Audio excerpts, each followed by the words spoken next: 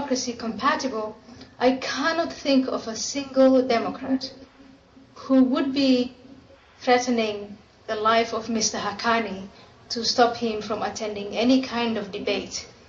And my absence tonight in Mexico illustrates the fact that Islam and democracy are so incompatible that those who want to practice pure Islam make it impossible for me to attend a debate with Mr. Haqqani. I regret saying that, but that is what it boils down to.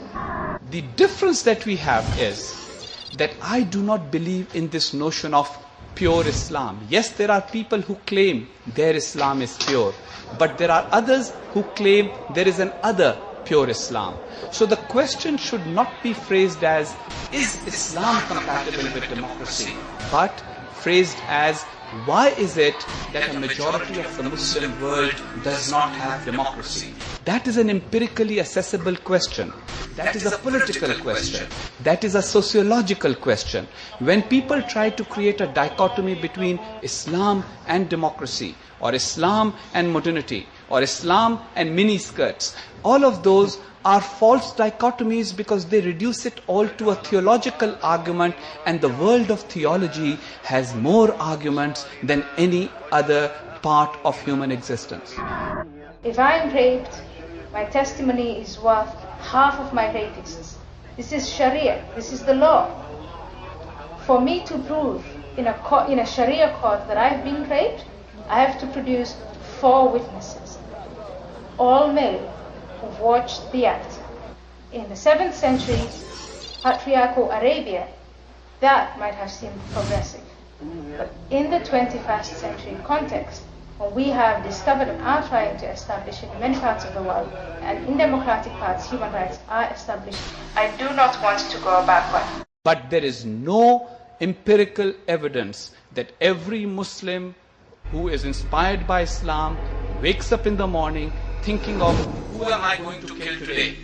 And nor is it true that Islam is the only motivator of violence in the world.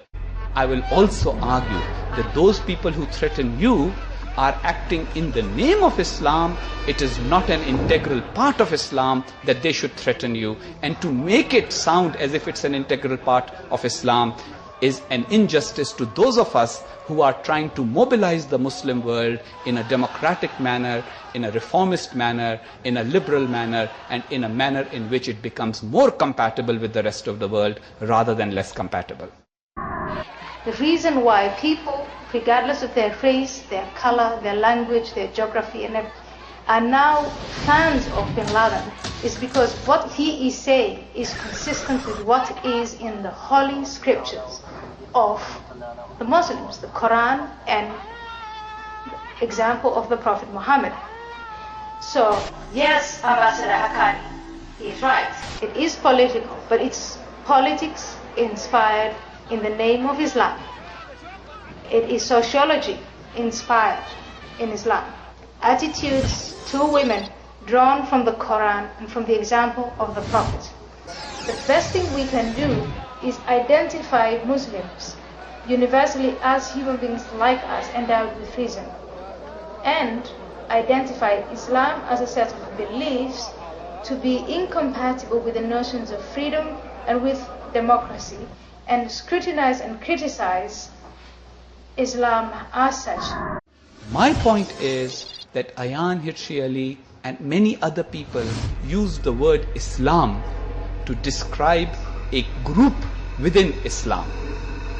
It is like using the word Christian for one man or a small group of people. So there are various relationships between people and their faith, various relationships between people and their religions. Let's not try and use the ideology of the extremist element acting in the name of Islam for Islam bashing. Then that creates a gulf between Muslims on the one hand and non-Muslims on the other, and closes the door for dialogue instead of opening them for dialogue.